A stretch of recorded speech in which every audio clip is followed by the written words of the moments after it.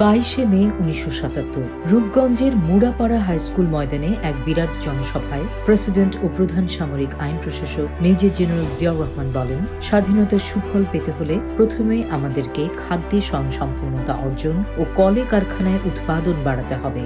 এরপর দূর করতে হবে নিরক্ষরতার অভিশাপ, বেকারত্ব দূর করতে গড়ে তুলতে হবে ঘরে ঘরে কুটির শিল্প।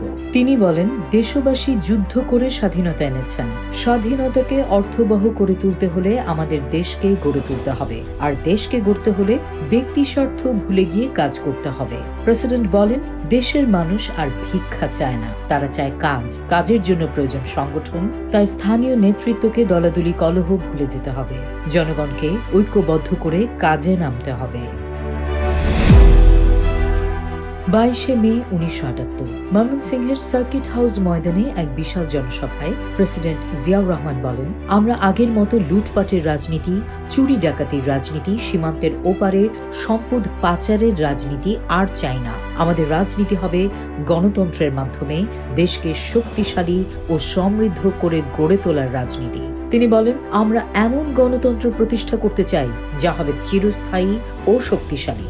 অতীতের মতো কেউ যাতে একে আর হত্যা করতে না পারে। প্রেসিডেন্ট বলেন, আমাদের রাজনীতি হবে গ্রামভিত্তিক জনসাধারণের রাজনীতি। আমাদের গণতন্ত্র হবে জনগণের গণতন্ত্র, কোনো ব্যক্তি বিশেষের নয়। তিনি বলেন, এই গণতন্ত্রের রাজনীতির মাধ্যমে আমরা দেশ গঠনের এক বিরাট আন্দোলন গড়ে তুলব।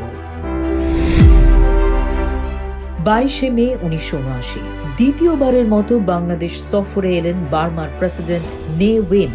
বিমানবন্দরে তাকে উষ্ণ অভ্যর্থনা জানান প্রেসিডেন্ট জিয়াউর রহমান।